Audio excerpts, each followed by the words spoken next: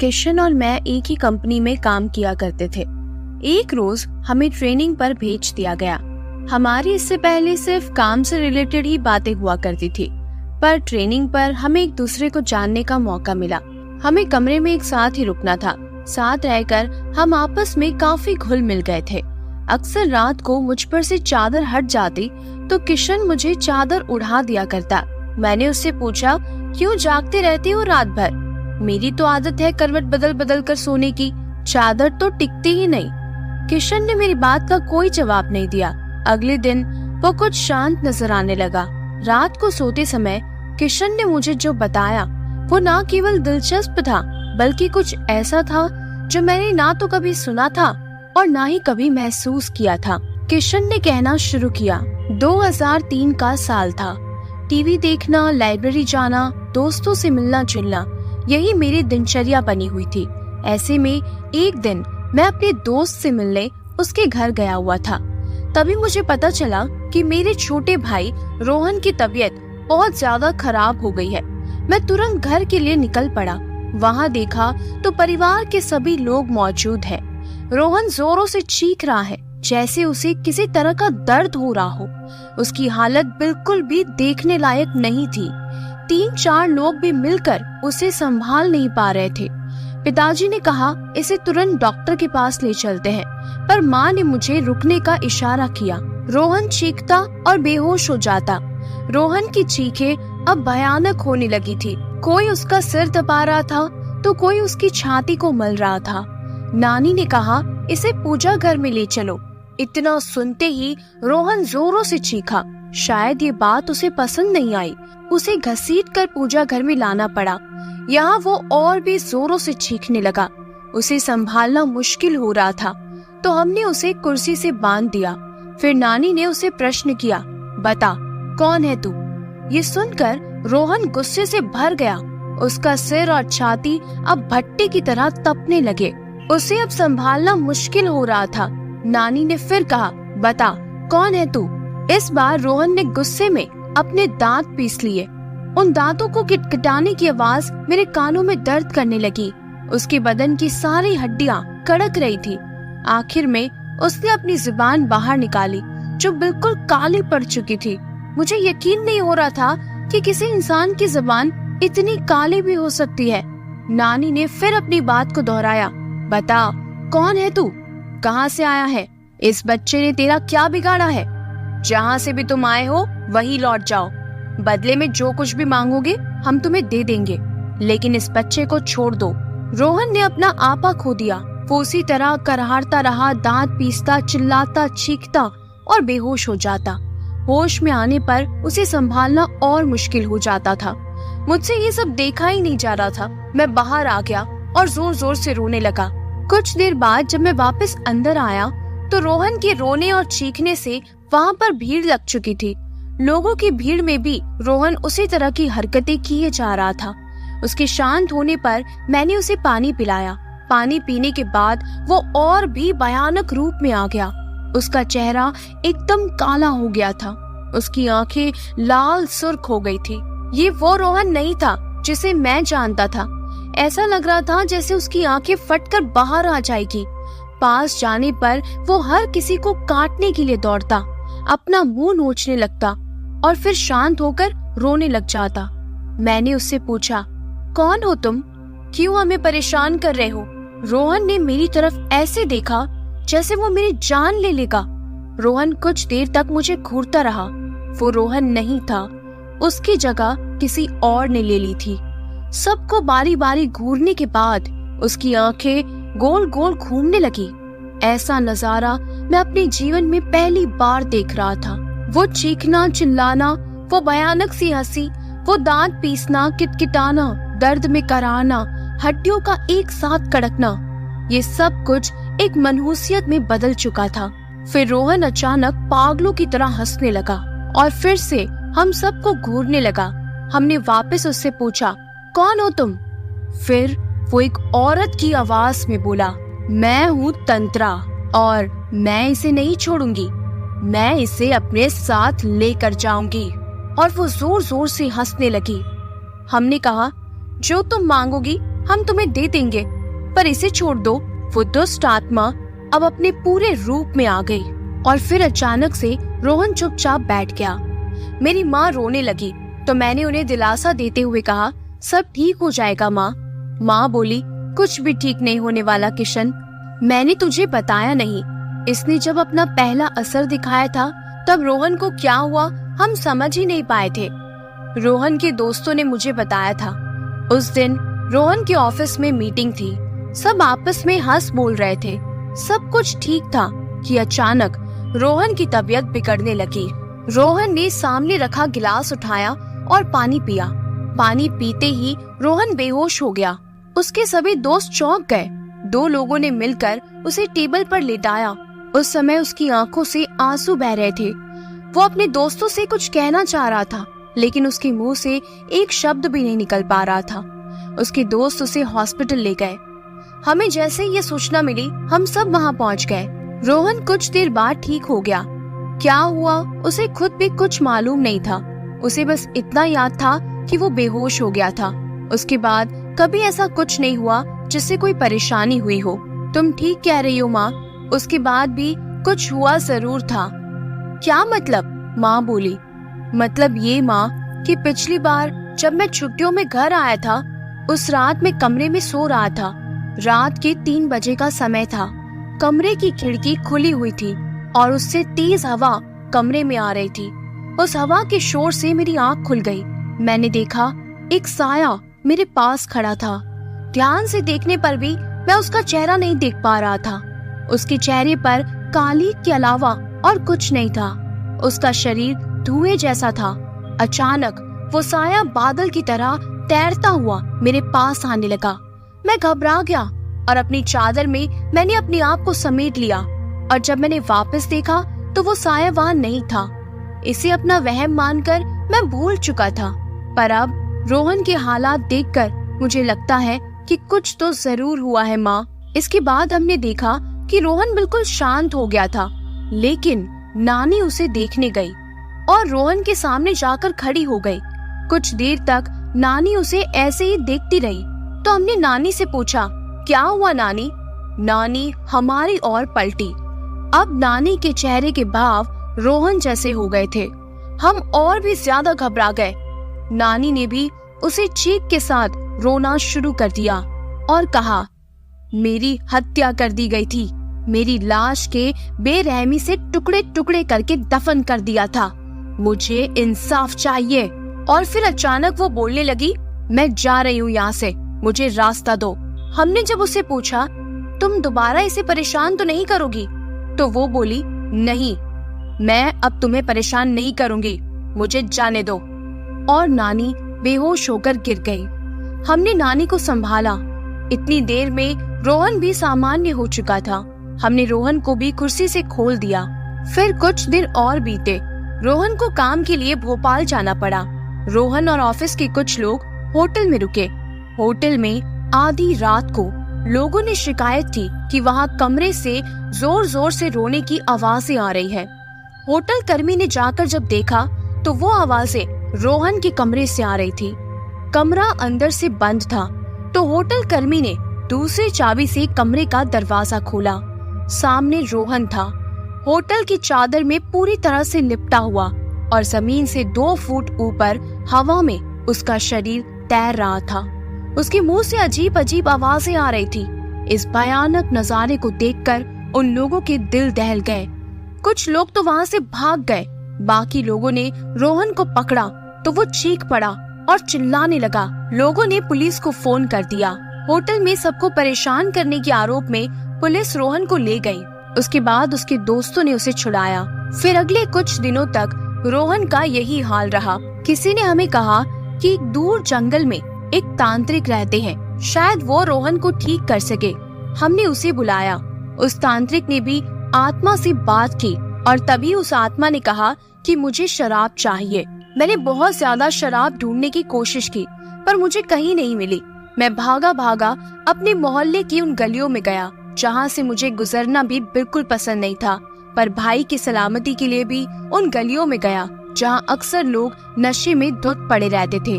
शराब की दुर्गंध के कारण दिन में भी उस गली से कोई नहीं गुजरता था। वहाँ जाकर मैंने उन लोगों से शराब मांगी तो उन्होंने कहा, क्या आज तू भी पिएगा? आजा आजा बैठ यहाँ, आज तो तू बेटा अपने सारे गम भूल जाएगा। मैं गम भुलाने नहीं आया हूँ, मेरे भाई की तबीयत बहुत खराब है, उसके ऊपर एक साया है, तांत्रिक बाबा शराब से पूजा करेंगे। ये सब जानने के बाद उन्होंने अपने शराब की बोतल मुझे दे दी, जिसे लेकर मैं लौट आया। इसके बाद मेरे दिल से शराबियों के लिए नफरत थोड़ी कम सी हो गई थी। मैं उन लोगों के लिए अनजान था, लेकिन मेरी तकलीफ सुनकर उन्होंने मेरी मदद की। मैं तांत्रिक बाबा के पास पहुंचा। बाबा ने पूजा शुरू की। रात भर वो तांत्रिक पूजा करता रहा। रोहन कभी चीखता, कभी चिल्लाता, कभी दर्द में करारता, कभी गुस्से में तांत्रिक को गालियां देता, कभी मुझे घूरता तो कभी तांत्रिक को घूरता। तांत्रिक का उस पर कोई ध्यान नहीं था। वो एक दाना गेहूं का लेता, कुछ मंत्र पढ़ता और उस दाने को रोहन पर फेंक देता। उस दाने के शरीर पर पड़ते ही रोहन बुरी तरह तड़पने लगता। उसके मुंह से जानवरों के जैसे गुर्राने की आवाजें निकल रही थी। वो जानवरों की तरह हरकतें करने लगा था। रोहन की आवाज उसके गले में ही बंद कर रह गई थी। वो क्या बोल रहा था कुछ समझ नहीं आ रहा था। सुबह तक रोहन ठीक हो गया और बेहोश रहा। शायद इन सब से उसका शरीर थकने लगा था। उसका चेहरा पीला पड़ने लगा था। शरीर सूख कर लकड़ी जैसा हो गया था। फिर भी कहीं न कहीं मेरा भाई इन बुरी शक्तियों से लड़ रहा था। कुछ दिन और बीतने पर दिवाली का त्योहार आ गया था। धनतेरस का दिन था और मैं टीवी देख रहा था। रोहन कमरे में आया और बेहोश हो गया। मुझे लगा वापस वही सब शुरू होने वाला है, तो मैंने उसे कुर्सी से बांध दिया। रोहन थोड़ा होश में आया और उस आधी बेहोशी की हालत में उसने मुझसे कहा, भाई अब मैं नहीं बचूंगा, मैं खत्म हो जाऊंगा। ये सुनकर मेरी आंखों से आंसू बहने लगे। मैं अपने भाई को इस तरह जिंदगी से हारते नहीं देखना चाहता था।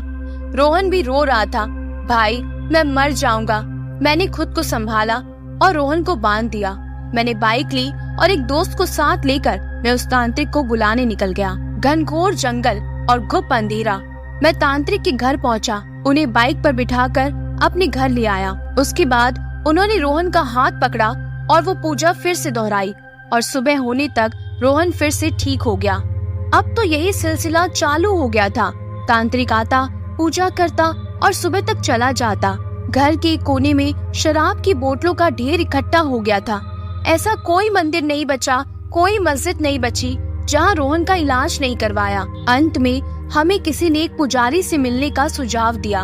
वहाँ जाकर हमने रोहन का इलाज करवाया। वो पुजारी हर बार कुछ मंत्र पढ़ता और उसे नींबू में फूंक देता और उसमें लौंग चुबा देता। फिर उस नींबू को कफन में लपेटकर एक मटके में डाल देता। रोहन को इससे बहुत दर्द होता था और वो बेहोश हो जाता। होश में आकर रोहन की फिर वही हरकतें चालू हो जाती थी, पर पुजारी अपने काम में लगा रहता। जैसे ही उस आत्मा की बारी आई, वो कहने लगी, मुझे छोड़ दो, जाने दो मुझे। पुजारी ने कहा, बोल, तू इसे फिर परेशान करेगी? नहीं करूंगी, मुझे माफ कर, मुझे जाने दो। पुजारी ने कहा, क्यों परेशान कर रही है इस बच्चे को? पीछा छोड़ इस बच्चे का और वापस चली जा, लौट जा जहाँ से भी तू आई है। पुजारी ने ऐसा बहुत बार किया और उसके बाद उस आत्मा को कैद कर लिया। अंत में पुजारी ने वो मटका हमें दिया और कहा, इस बच्चे के अंदर दुष्ट आत्माओं ने अपना डेरा जमा लिया था। उन सारी आत्माओं को मैंने इस मटके में कैद कर लिया है। इसे ले जाकर शमशान में गाड़ दो और ध्यान रहे कि नंगे पैर ही जाना। हम उस मटके को शमशान में गाड़ आए, लेकिन ताज्जुब तो ये था कि पूरा रास्ता जंगल से होकर गुजरता था। रास्ते में नंगे पैरों पर एक भी कांटा हमें नहीं चुभा। ऐसा लग रहा था जैसे हम रूई पर चलकर उस जगह तक पहुंच गए थे। इसके बाद रोहन तो ठीक हो गया, पर वो काफी कमजोर हो गया था। केवल खाने और दवाइयों के लिए ही बिस्तर से उठ पाता था। इस वाकया के बाद मेरा उन चीजों पर भी विश्वास हो गया था जिन्हें मैं पहले कभी नहीं मानता था। मैं कई दिनों तक रोहन की देखभाल के लिए रात भर जागता रहता था। मैं उसके खाने के समय पर दवाइयों का ध्यान रखता था। रात में उठ कर मैं देखता था कि रोहन सो रहा है या नहीं। उसकी चादर ठीक कर देता ताकि वो आराम से सो सके, और आज भी मेरी यही आदत है, बस यही बात थी। ऐसा कहकर किशन चुप हो गया। तो कैसी लगी आपको ये कहानी, मुझे कमेंट करके जरूर बताइएगा। चलिए अब सुनते हैं हमारी अगली कहानी। दरवाजा खोलो। सिद्धार्थ एक बीमा कंपनी में काम करते हैं। उनकी कंपनी उनको एक जगह से दूसरी जगह ग्राहक से मिलने के लिए भेजती रहती है, जिसके कारण वो अपना घर एक ठिकाने पर नहीं रख सकते थे। इस बार उनको नेपाल के छोटे से पहाड़ी इलाके में जाना था, करीब 1 महीने के लिए। इसीलिए इस बार उन्होंने अपनी पत्नी को भी साथ में ले लिया। परिवार में सिर्फ वो और उनकी पत्नी ही रहती थी। सिद्धार्थ और उसकी पत्नी दोनों नेपाल के लिए निकल पड़े। वैसे भी ठंड का मौसम था और नेपाल में बहुत तेज बर्फ पड़ रही थी। वो लोग अपने घर पहुंच चुके थे। अपने घर तक पहुंचने के लिए उन्हें बहुत संघर्ष करना पड़ा, क्योंकि घर छोटे से गांव में एक पहाड़ी इलाके में था, जिसकी वजह से दोनों बहुत ज्यादा थक चुके थे। रात के 12:30 बज चुके थे। जहाँ वो रह रहे थे वहाँ दूसरे घर एक दूसरों से बहुत दूर दूर थे। बाहर जोरों से ठंडी हवा और बर्फ गिर रही थी। दोनों अपनी रजाई में दुबक कर आराम ही कर रहे थे कि अचानक उनको ऐसा लगा कि किसी ने उनके घर का दरवाजा खटखटाया है। फिर उन्होंने सोचा कि क्या पता तेज हवा चलने की वजह से ऐसा हुआ हो, इसीलिए उन्होंने उसे अनदेखा कर दिया। अगली सुबह सिद्धार्थ जिस काम के लिए आया था उसके लिए वो निकल पड़ा। उसकी पत्नी घर में अकेली ही थी। उसे समझ नहीं आ रहा था कि वो घर में बैठे बैठे अपना वक्त कैसे बिताए। उसने सोचा कि चलो क्यों ना बाहर जाकर ही कुछ देख लिया जाए। बाहर ठंड तो थी पर हवा नहीं चल रही थी, इसीलिए उसने अपना स्वेटर पहना और बाहर निकलने को तैयार हो गई। जैसे ही उसने अपने घर का दरवाजा खोला, वैसे ही वो देखती है कि घर के पास बने एक खम्बे के पीछे एक छोटा सा बच्चा खड़ा है, जो उसे चुपके चुपके से देख रहा है। सिद्धार्थ की पत्नी ने उसे अपनी ओर बुलाया, पर वो नहीं आया और वो वहाँ से भाग गया। अगले दिन भी कुछ ऐसा ही हुआ। वो लड़का उसे फिर से घूरे जा रहा था। इस बार उसकी पत्नी ने उस बच्चे को पकड़ लिया और पूछा, तुम यहाँ क्या कर रहे हो? उस बच्चे ने कुछ नहीं कहा और ना ही कुछ बताया। सिद्धार्थ की पत्नी ने उससे उसके घर के बारे में पूछा, तब भी वो कुछ नहीं बोल रहा था। आखिर में उसका नाम पूछने पर उसने अपनी धीमी सी आवाज में कहा, मेरा नाम कार्तिक है, और फिर वो वहाँ से भाग गया। उसका व्यवहार सिद्धार्थ की पत्नी को कुछ समझ नहीं आया। ये सिलसिला ऐसे ही चलता रहा। वो बच्चा रोज उसको खम्बे के पीछे से निहारता रहता था। उस दिन रविवार की रात थी। दोनों घर में अंगीठी के सामने आग तपा रहे थे, क्योंकि बाहर की हालत बहुत ज्यादा खराब थी। इतनी खराब कि कोई थोड़ी देर के लिए भी अगर बाहर निकल जाए तो उसकी जान पक्का चली जाए। अचानक दरवाजा किसी ने खटखटाया। उन दोनों को फिर से लगा कि शायद हवा की वजह से ऐसा हो रहा है। तभी फिर से किसी ने दरवाजा खटखटाया। इस बार खटखटाने की आवाज साफ आ रही थी। ये आवाज सुनकर दोनों डर गए, क्योंकि इतनी रात को वो भी जान ले लेने वाली ठंड में आखिर कौन हो सकता है। दोनों केवल एक दूसरे का मुंह देख रहे थे।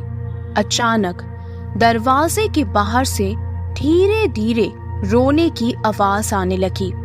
तभी सिद्धार्थ ने जोरदार आवाज में बोला, कौन है बाहर? कुछ देर तक तो आवाज नहीं आई, पर बाद में एक धीमी सी आवाज आई, दरवाजा खोलो, प्लीज दरवाजा खोलो, बहुत ठंड है। ये आवाज किसी छोटे से बच्चे की थी। तभी सिद्धार्थ की पत्नी को ये आवाज जानी पहचानी लगी। उसने कहा, ये तो वही बच्चे की आवाज लगती है जो रोज घर के बाहर खड़ा रहता था। सिद्धार्थ की पत्नी ने कहा, अरे तब तो हमें उसे अंदर ले लेना चाहिए। वो भागते हुए अभी दरवाजे के पास जा ही रहे थे कि अचानक उनके घर के फोन की घंटी बजी। फोन एक पड़ोस में रहने वाली औरत का था, जिससे आज ही सिद्धार्थ की पत्नी मिलकर आई थी। सिद्धार्थ की पत्नी ने फोन उठाया। वहाँ से उस औरत की आवाज आई, हेलो जी, मैं आपको बताना ही भूल गई थी, अगर आपके घर के बाहर कोई भी दरवाजा खटखटाए तो दरवाजा मत खोलना। सिद्धार्थ की पत्नी ने कहा, लेकिन अभी मेरे घर के बाहर से एक बच्चे की आवाज आ रही है और वो दरवाजा खोलने के लिए कह रहा है। तभी उस औरत ने कहा, नहीं, अब बिल्कुल भी दरवाजा मत खोलना, वो असल में एक आत्मा है। यहाँ जब जब तेज आंधी और ठंड पड़ती है तब तब सबके घर के बाहर वो जाता है और दरवाजा खोलने के लिए कहता है। वो ठंड का बहाना बनाता है और दरवाजा खुलवाने की कोशिश करता है।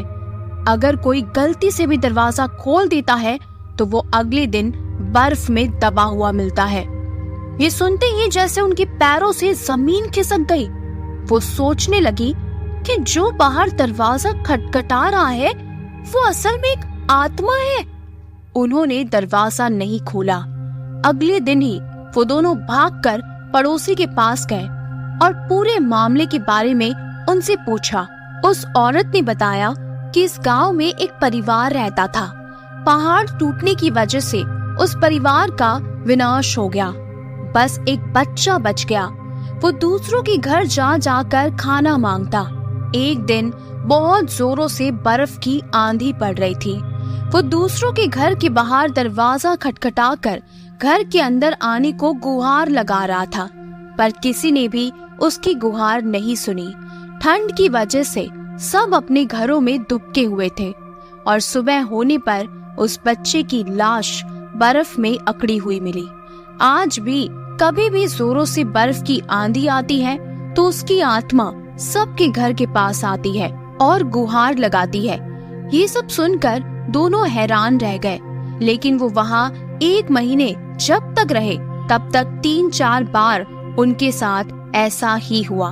लेकिन सिद्धार्थ का काम खत्म हो जाने पर वो वहाँ से चले गए। पर सिद्धार्थ की पत्नी के मन में एक रहस्य हमेशा बना रहा कि उस घटना के बाद जो बच्चा उसे रोज घर के बाहर दिखता था वो उसे कभी नहीं दिखा। तो कैसी लगी आपको ये कहानी? कमेंट करके मुझे जरूर बताइएगा। चलिए अब सुनते हैं हमारी अगली कहानी, चुड़ैल की दुख भरी कहानी। रमेश्वर बाबू अपने कार्यालय में अपनी सीट पर बैठकर फाइलों को उलट पुलट कर रहे थे।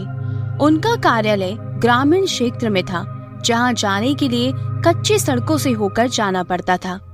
और इतना ही नहीं, कार्यालय के आसपास में जंगली पौधों की अधिकता थी। कहीं कहीं तो ये जंगली पौधे इतने सघन थे कि एक घने जंगल के रूप में दिखते थे। कार्यालय के मुख्य दरवाजे को छोड़ दे तो बाकी हिस्से पूरी तरह से घास फूस से ढके हुए रहते थे। कार्यालय के कमरों की खिड़कियां, उन पर भी लंबे लंबे घास फूसों का साम्राज्य था। दिन में भी एक हल्का अंधकार वहां पर पसरा रहता था, जिससे ऐसा लगता था कि ये कार्यालय हरी भरी वादियों में शांत मन से बैठा हुआ किसी गहरे चिंतन में डूबा हुआ हो। क्योंकि इस कार्यालय में कुल कर्मचारियों की संख्या 5 ही थी, जिसमें से एक थे राम खिलावन जी, जो चपरासी के रूप में यहाँ अपनी सेवा दे रहे थे। राम खिलावन ही वो व्यक्ति थे जिनके कार्य व्यवहार से ये शांत कार्यालय कभी कभी मुखर हो उठता था और कर्मचारियों की हंसी ठिठोली से जाग उठता था। राम खिलावन जी पास के ही एक गांव के रहने वाले थे और हर रोज कोई न कोई असहज घटना कार्यालय के बाकी 4 कर्मचारियों को सुनाया करते थे। वो विशेषकर जब भी कार्यालय में प्रवेश करते तो सबसे पहले रमेश्वर बाबू के कमरे में जाते और राम राम कहने के साथ ही शुरू हो जाते कि बाबू, कल तो गांव में गजब हो गया था। राम दैया को जंगल में चुड़ैल ने पकड़ लिया था, तो मनोहर का सामना एक भयानक भूत से हो गया था। जब तक राम खिलावन जी सभी कर्मचारियों से मिलकर कुछ भूत प्रेत या गांव की बातें नहीं बता देते, उन्हें चैन ही नहीं पड़ता था। कोई कर्मचारी राम खिलावन की बातों को सहजता से सुनता तो कोई केवल हाँ हूँ करके उन्हें टाल देता था और उन्हें स्टोव जलाकर चाय बनाने के लिए कह देता या फिर पानी की मांग करके उनसे बचने की कोशिश करता। पर राम खिलावन की बातों को रमेश्वर बाबू बहुत ही सजगता से सुनते और पूरा ध्यान देते हुए बीच बीच में हाँ हूँ करने के साथ कुछ सवाल भी पूछते। एक दिन की बात है, राम खिलावन जी कार्यालय थोड़ा जल्दी ही पहुंच गए और सीधा रमेश्वर बाबू के कमरे में घुस गए। पर उस समय रमेश्वर बाबू अपनी कुर्सी पर नहीं थे, शायद वे अभी कार्यालय पहुंचे ही नहीं थे। राम खिलावन थोड़ा डरे और सहमे से लग रहे थे और बार बार अपने माथे पर आ रहे पसीने को गमछे से पोंछ रहे थे। वे ज्यों ही कमरे से बाहर निकले, वैसे ही कार्यालय के प्रांगण में उन्होंने रमेश्वर बाबू को अपनी साइकिल को खड़े करते हुए देखा। वो दौड़कर रमेश्वर बाबू के पास पहुंच गए और बिना जयरामी करे हुए ही हकलाकर घबराकर बोले, बाबू बाबू, कल रात को तो गजब हो गया। मेरा पूरा परिवार आफत में आ गया है बाबू। समझ में नहीं आ रहा कि अब मैं क्या करूं।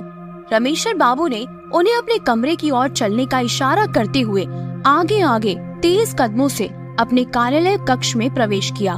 फिर एक कुर्सी पर राम खिलावन जी को बैठने का इशारा करते हुए अपने झोले को वही मेज पर रखकर एक ग्लास में पानी लेकर कक्ष के बाहर आकर हाथ मुंह धोए।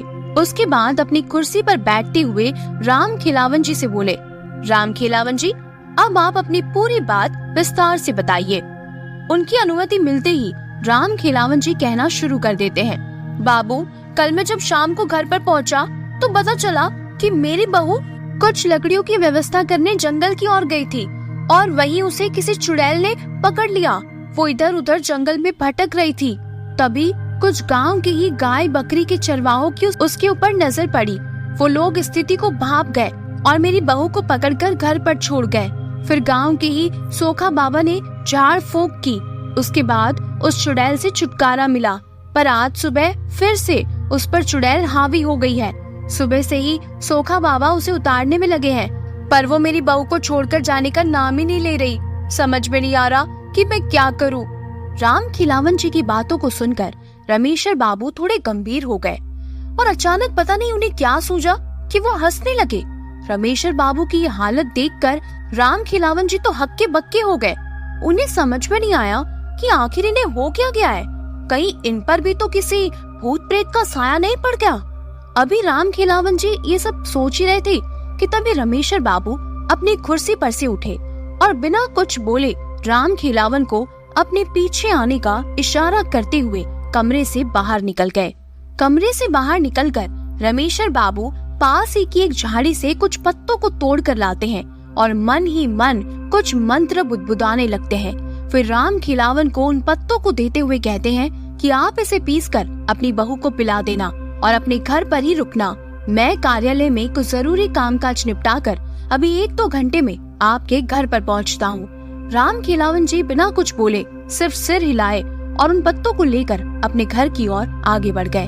रास्ते में उन्हें केवल एक ही बात खाई जा रही थी कि रमेश्वर बाबू को यहाँ आए सिर्फ 3 साल हुए हैं, पर कभी उन्होंने इस बात का जिक्र नहीं किया कि वो भूत प्रेतों को उतारना भी जानते हैं। कहीं वे मजाक में तो इन पत्तों को तोड़कर झूठ मूठ में कुछ बुदबुदा कर मुझे नहीं दे दिए, पर रमेश्वर बाबू ऐसा नहीं कर सकते।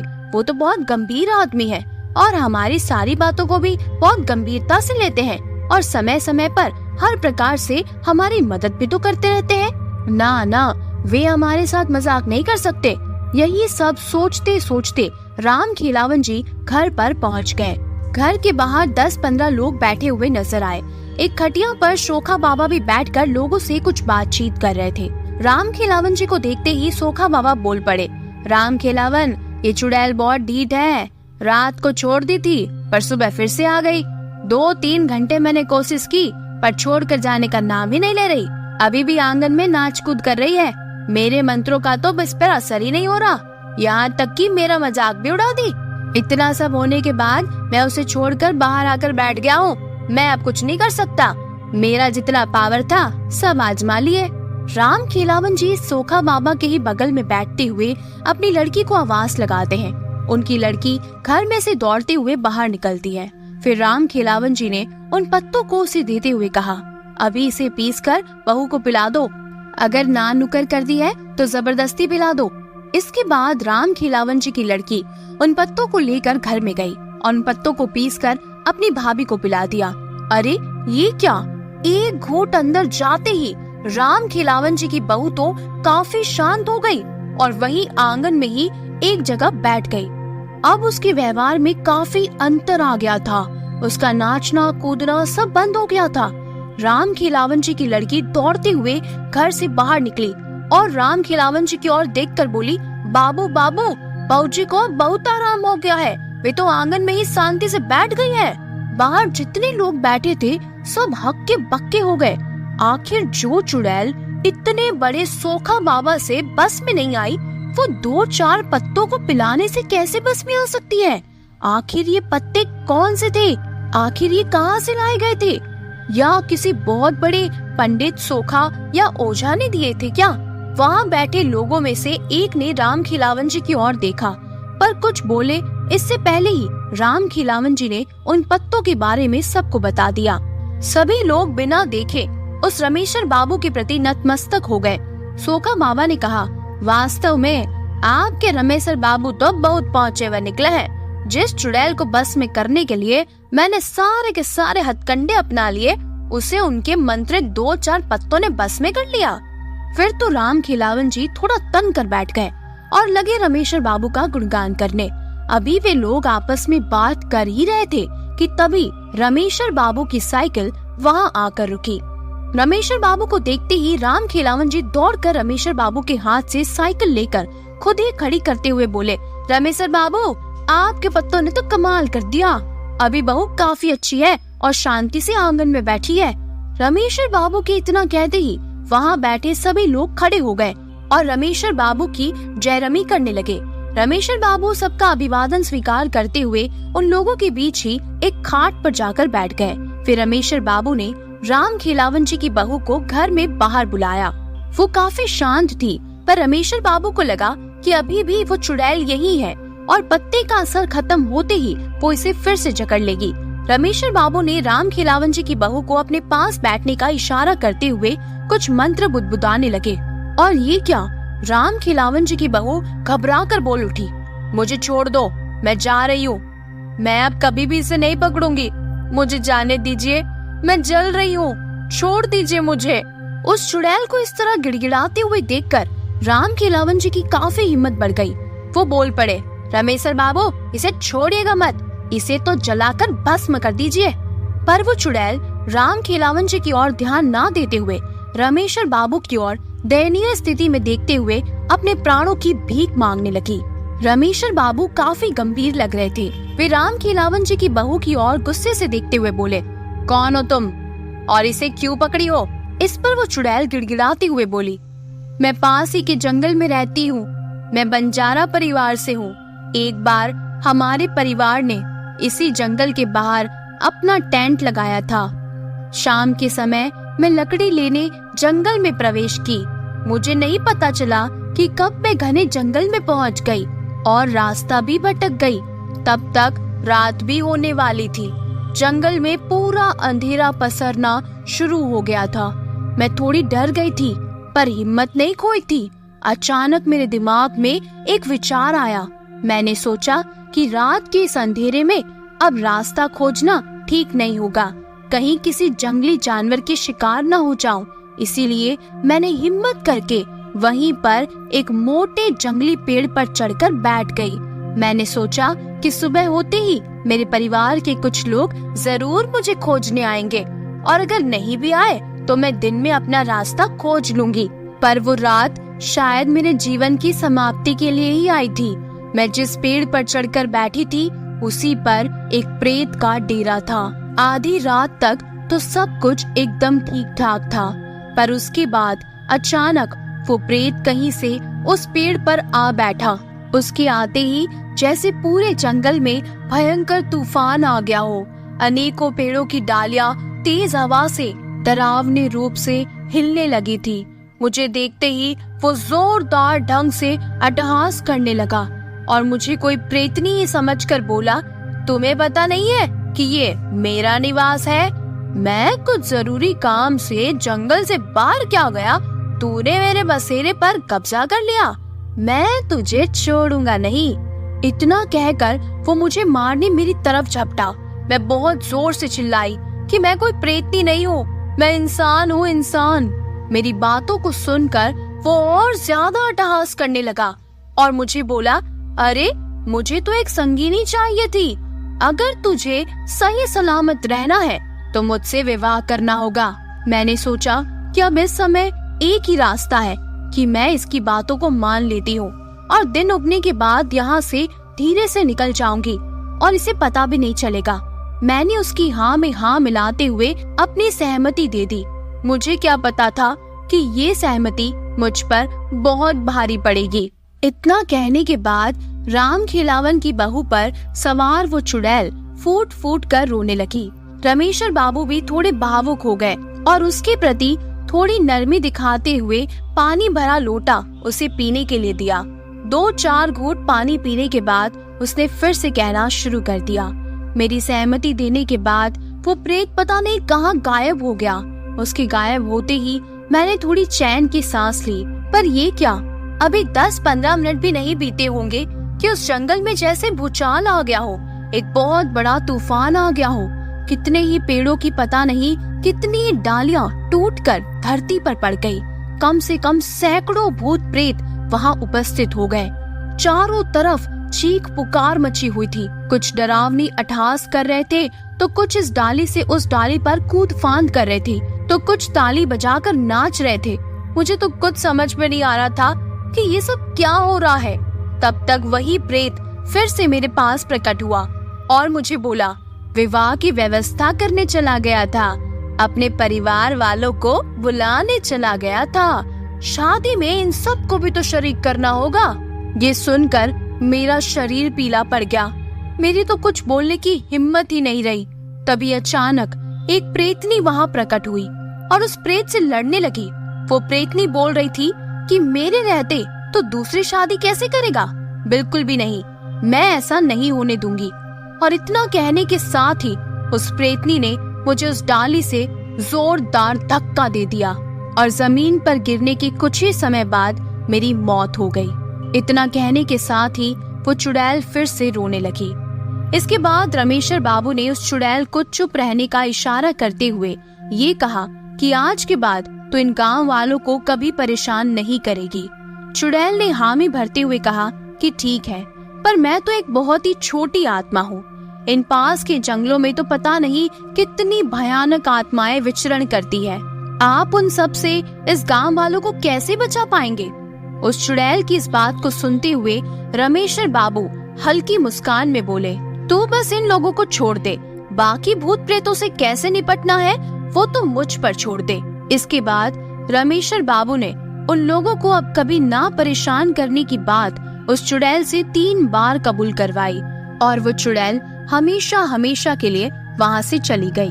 तो कैसी लगी आपको ये कहानी, मुझे कमेंट करके जरूर बताइएगा। चलिए अब सुनते हैं हमारी अगली कहानी, रूम नंबर 13। कुछ दिनों पहले संदीप ने मुझे बताया कि उसकी बहन की मौत हो गई है। ये सुनकर मैं बहुत दुखी हो गई और मैंने उसकी मौत का कारण पूछा तो संदीप ने मुझे पूरी घटना सुनाई। कुछ दिनों पहले संदीप उसकी बहन साक्षी और साली गरिमा के साथ कहीं घूमने गए थे। संदीप की बहन और गरिमा दोनों बहुत ही अच्छी दोस्त थी। लौटते वक्त काफी रात हो गई थी। रास्ते में उसकी बहन की तबीयत खराब हो गई। उसे काफी ठंड लग रही थी। हमारा घर अभी भी 100 किलोमीटर दूर था और रास्ते में कोई भी रुकने की जगह नहीं मिल रही थी। थोड़ी देर के बाद हमें एक होटल दिखाई दिया तो गरिमा ने होटल में रुककर उसकी बहन को आराम करने के लिए कहा। उस होटल के काउंटर पर हमने जब रूम के लिए पूछा तो उसने बताया कि सभी रूम फुल थे क्योंकि उस रास्ते पर केवल वही एक ढंग की होटल थी। लेकिन तभी होटल के मैनेजर ने बताया कि एक रूम खाली है, रूम नंबर 13। हमने उस समय कुछ और ना सोचकर बस उस रूम को ले लिया क्योंकि कई लोग मानते हैं कि रूम नंबर 13 अशुभ होता है और कई होटलों में इस नंबर का कोई रूम ही नहीं होता। लेकिन ये होटल कई साल पुराना था। जैसे ही वो तीनों उस रूम में गए तो उन्हें नेगेटिव एनर्जी महसूस हुई। उस रूम की कंडीशन तो ठीक थी लेकिन ऐसा लग रहा था जैसे बरसों से यहाँ कोई रहने ही नहीं आया हो। उन्होंने कुछ ज्यादा नहीं सोचा। अब वो अपनी बहन साक्षी के लिए काउंटर से पेन किलर लेने के लिए गया। काउंटर से टैबलेट लेकर जैसे ही वो रूम में आया तो उसने देखा कि उसकी बहन बालकनी में खड़ी होकर बातें कर रही थी। संदीप ने सोचा गरिमा और उसकी बहन दोनों बालकनी में बातें कर रही होगी। लेकिन जैसे ही वो उसके पास गया तो उसकी बहन के अलावा वहाँ और कोई नहीं था। उसने उसकी बहन से पूछा, तुम किससे बात कर रही थी? तो उसने सिर्फ सिर हिलाकर मना कर दिया। तभी गरिमा वॉशरूम से वापस आ गई। संदीप घबरा गया कि अगर गरिमा वॉशरूम में थी तो साक्षी किससे बात कर रही थी। संदीप ने साक्षी को टैबलेट दी और उसे सोने के लिए कहा। अब गरिमा और साक्षी दोनों बेड पर सो गए और संदीप सोफे पर सो गया। सुबह जब क्लीनर कमरे की सफाई करने के लिए आया तो दरवाजा खुला था और जब वो अंदर गया तो उसने देखा कि कमरे में खून ही खून था और साक्षी मर चुकी थी। क्लीनर जोर से चिल्लाया तो मेरी नींद खुल गई और देखा कि साक्षी की मौत हो चुकी थी और गरिमा बेहोश हो गई थी। संदीप जोर जोर से रोने लगा और उसने मैनेजर को बुलाया। मैनेजर ने तुरंत एम्बुलेंस को बुलाया और दोनों को हॉस्पिटल ले जाया गया। साक्षी तो मर चुकी थी, लेकिन गरिमा को थोड़ी देर में होश आ गया। जैसे ही गरिमा को होश आया तो उसके पीछे उसकी बहन की आत्मा थी जो उससे कह रही थी, तूने मुझे मार दिया। ये कहकर वो गायब हो गई। गरिमा बहुत बुरी तरह डर गई। अब संदीप ने गरिमा से सारी घटना पूछी तो उसने बताया कि रात को जब मैं पानी पीने उठी तो मैंने देखा कि साक्षी फिर से बालकनी में बैठी थी और कुछ बड़बड़ा रही थी और मैं जैसे ही उसके पास गई और मैंने उससे पूछा कि यहाँ क्या कर रही हो, तो उसने मुझे जोर से धक्का दे दिया और मेरा सिर दीवार से टकरा गया और मैं बेहोश हो गई और इसके अलावा मुझे कुछ याद नहीं है। जैसे ही गरिमा हॉस्पिटल से छूटी तो वो संदीप के साथ उस होटल में गई और उसने काउंटर पर मैनेजर से बात करने को कहा तो उसने बताया कि आपकी घटना के दूसरे दिन ही मैनेजर की भी मौत हो गई थी। वो दोनों शॉक हो गए। उन्होंने क्लीनर से माजरा समझने की कोशिश की तो उसने बताया कि आप जिस रूम में रुके थे वहाँ पर प्रेतों का साया है और रात में वहाँ कोई नहीं रुकता, लेकिन मैनेजर ने पैसों के चक्कर में वो रूम आपको दे दिया। इस रूम में पहले भी 2 मौतें हो चुकी है। अब सारी बात संदीप को समझ आ चुकी थी। इस घटना के बाद संदीप सदमे में चला गया और कभी किसी होटल में नहीं रुका। तो आपको ये सारी कहानियाँ कैसी लगी मुझे कमेंट करके जरूर बताइएगा। इन चारों कहानियों में से आपको कौन सी कहानी ज्यादा अच्छी लगी वो भी मुझे कमेंट करके बताइएगा। अगर आपको मेरा वीडियो पसंद आता है तो इसे जरूर शेयर करें, लाइक करें और चैनल को सब्सक्राइब करें। ऐसी ही और भी भूतिया, डरावनी और रहस्यमय कहानियों को सुनने के लिए मेरे चैनल से जुड़े रहिएगा।